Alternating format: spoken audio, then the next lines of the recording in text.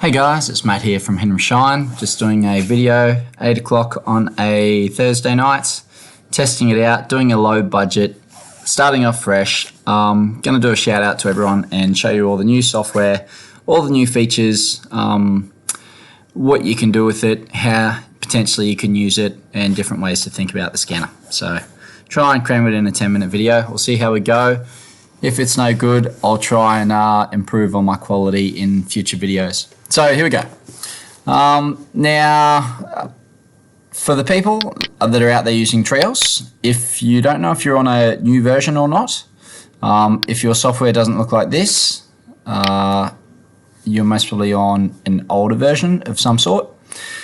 To check, you can click on here, go More, Settings, Software Versions and Subscriptions, Installed Software and Upgrades. So once you click on here,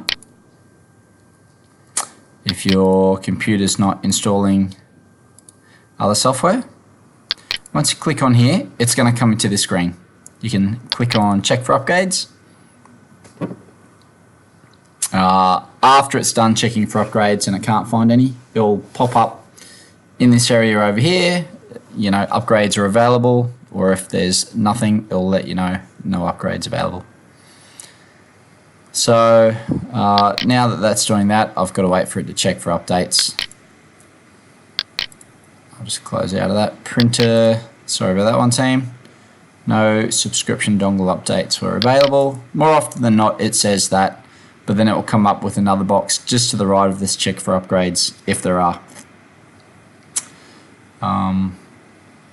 So from here on in, maybe I'm just going to cancel this. Let's just keep on moving.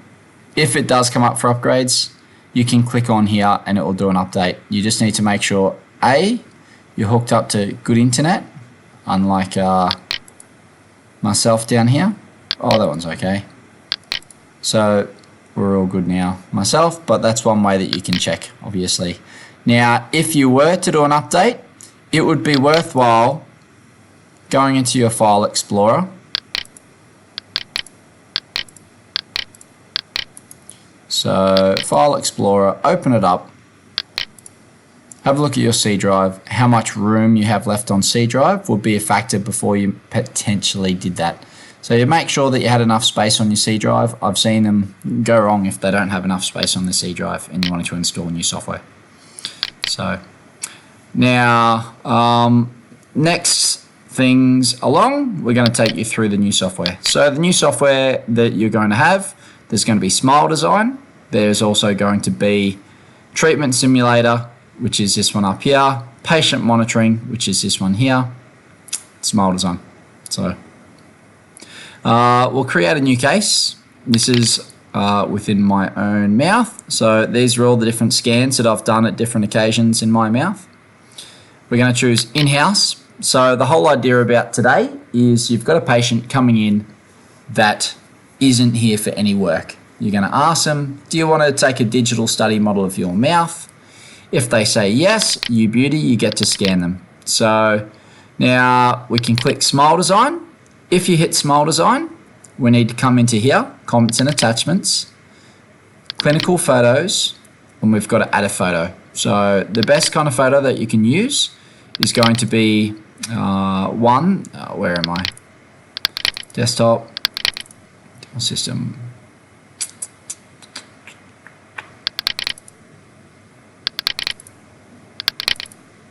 So the best kind of photo you can use is one where you can see the eyes and the full face and a big smile as well. You want to try and see most of the teeth on the upper. So that's a Smile Design. Treatment Simulator to use, we tick down here. So that's popped up over here, and Patient Monitoring is something that's built into the software as well. So Treatment Simulator's ticked, Smile Design's ticked, and we can go forward. So Smile Design, if you wanted to use Smile Design up, obviously I've got a limited amount of saves, but you'll have unlimited unless you've got a Treos Basic, obviously.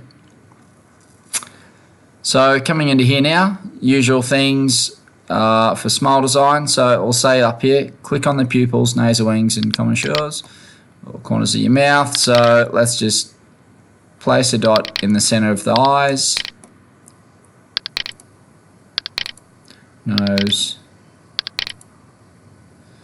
There we go. And once you've done that, now you can start to draw out the lip line.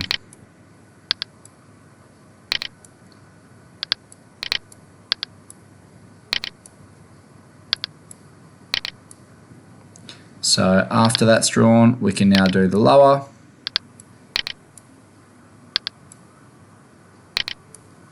If there's certain areas that you wanted to change, you know, you can come in and you can edit certain areas like that. You can left click and draw areas as well. But that essentially is just giving us a quick guide of the lip line, so that within the software, if you wanted to change anything, or you wanted to have teeth finish where the lip line finishes or starts, they are going to do that. So after that's done, we can go into next, and it's going to give us this, I guess the front 8 teeth.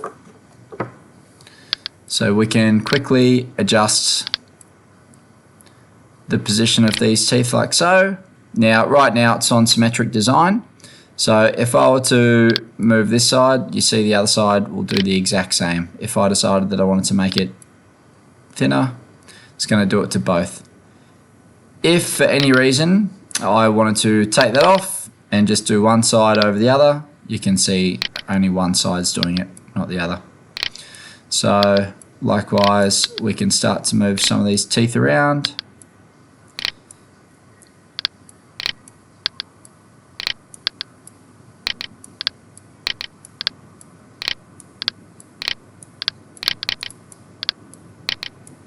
So with the smile design, don't give them something that you can't produce. Show them something that you think that you can actually be able to achieve.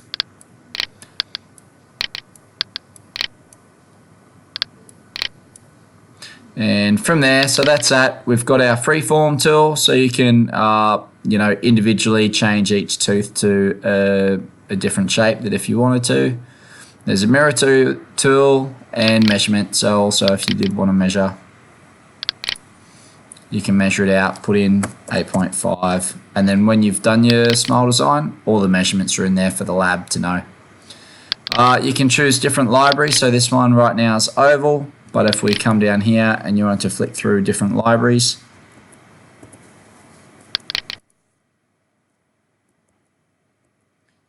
as you can see, you can scroll through different libraries, whichever one you chose, you can use.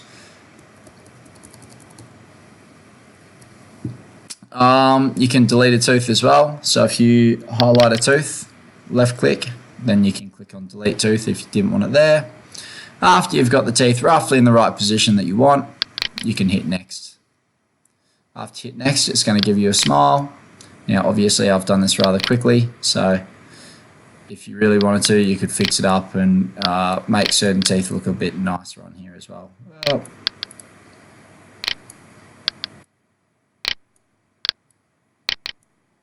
So, and we'll just move that there, that there.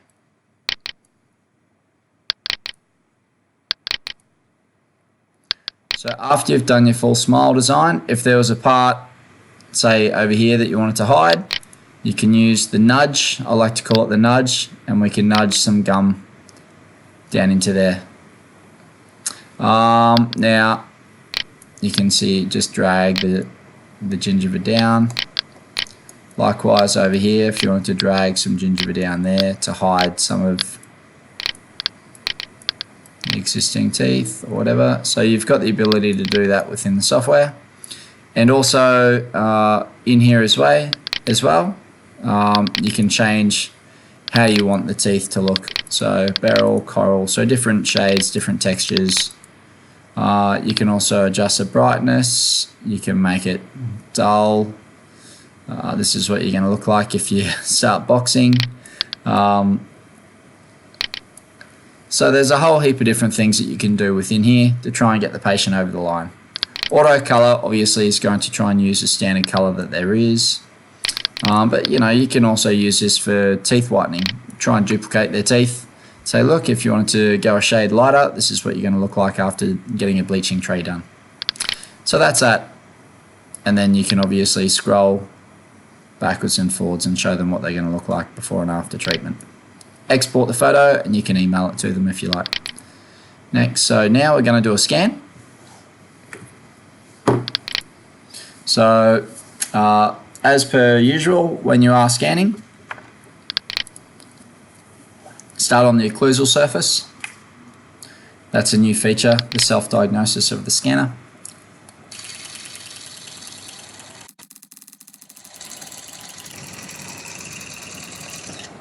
So that's a lower scanned.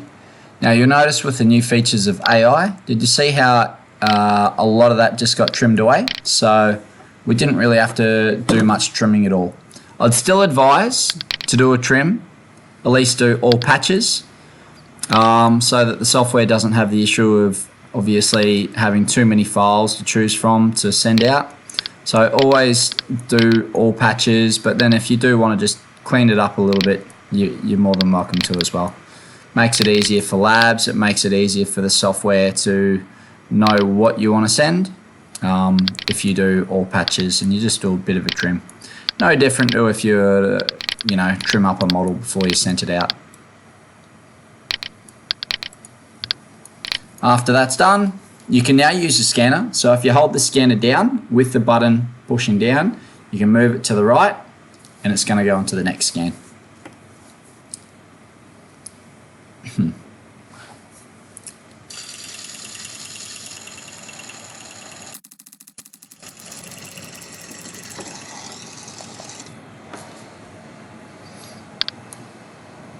Once again, after you've done the scan, I suggest doing a trim.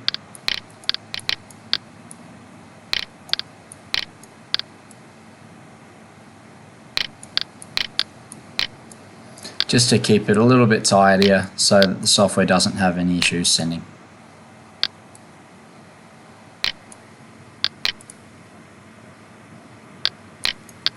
So now that that's done, you can, if you wanted to, you can always add in a HD photo if there was something that you wanted to show the patient. So you can do that now by holding the button down, going to HD.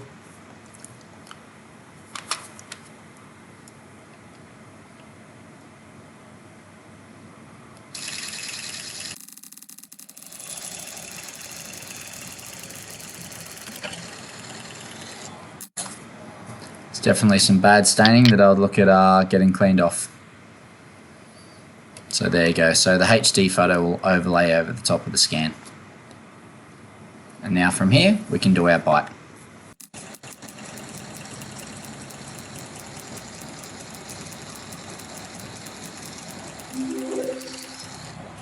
That's one side. You can go straight into the second side.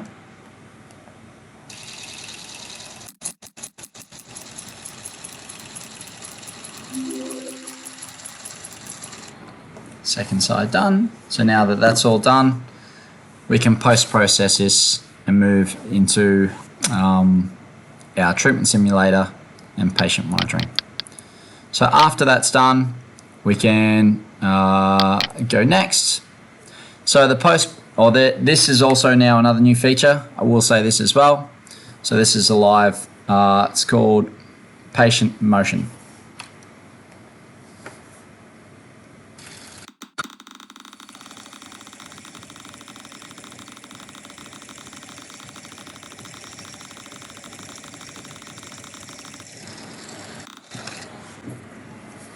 I should say it's patient-specific motion. So you can send off the live bite and send that to the lab. So all more information that you can gather from a patient to try and show them wear facets, why they've worn a tooth at a certain position. So all of this information will all go into giving the patient great treatment outcomes.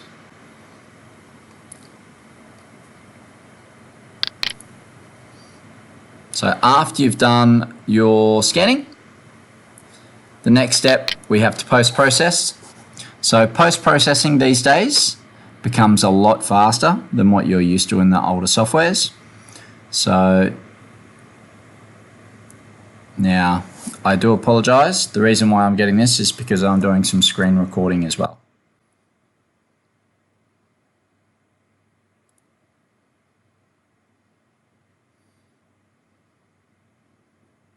And I've also got Remexis open in the background. So let's close Remexis. That's going to free up a bit of space. This is a problem with myself running too many programs on a computer, right?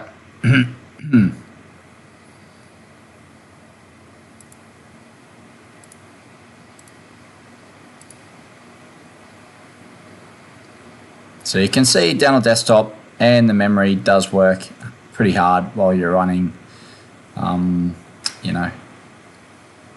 the Dental Desktop software.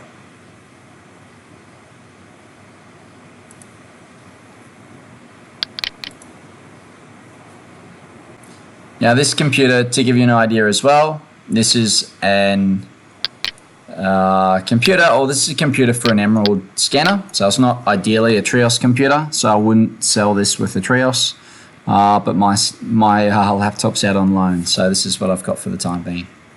So from here, we've got patient monitoring. So patient monitoring now allows us to overlay scans so that we can compare to see how much everything's worn. What it does is it segments the scan and basically pulls the teeth away from the gum. It doesn't pull it away, but it determines where the edge is so that then you can start to move teeth around and it will be able to detect if teeth have moved or not. Now, when you're on the patient's page, if you were to do a scan on someone for the first time, it's not going to offer you this segmenting for patient monitoring. However, the second scan that the patient comes in for, it will. So you need at least 2 scans. And if you do right click on the patient's profile, as you're about to create a new job, you can go right click and it can give you the option to disable patient monitoring. So you don't have to run it if you don't want to. So after the scans have segmented fully, we can go accept if we're happy with it, which I am. So this is an earlier one, accept.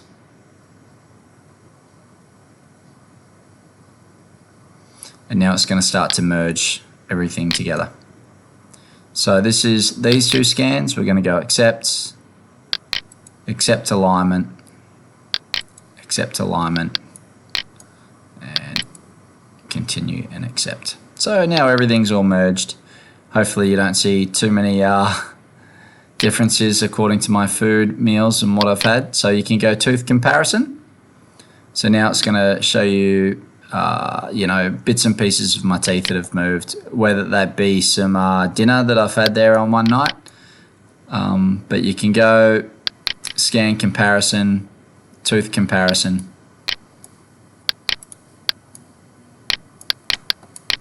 And then you can actually go into this simulation. So within the simulation, you can even hit play. So if someone was getting some sort of a ortho treatment, you can hit play, run it through, and you can see if anything's changed at all. You can do a cross section as well if you liked. So it's a really handy tool. So after your patient monitoring is done and you've shown the patient how much they've worn their teeth, you then will go into Treatment Simulator. So Treatment Simulator will take your scan, which is, this is my original mouth here, and then what it does is it puts it into the perfect arch over here. So now this is just a suggestion, so it may not necessarily be what you can offer, but it tries to just give you an idea of what could be potentially achieved. So you can rotate teeth around, you can move things, and you can be like, look, well, if you wanted to change your teeth, this is what we could potentially achieve for you. Just by moving a few things around, you might get your desired outcome.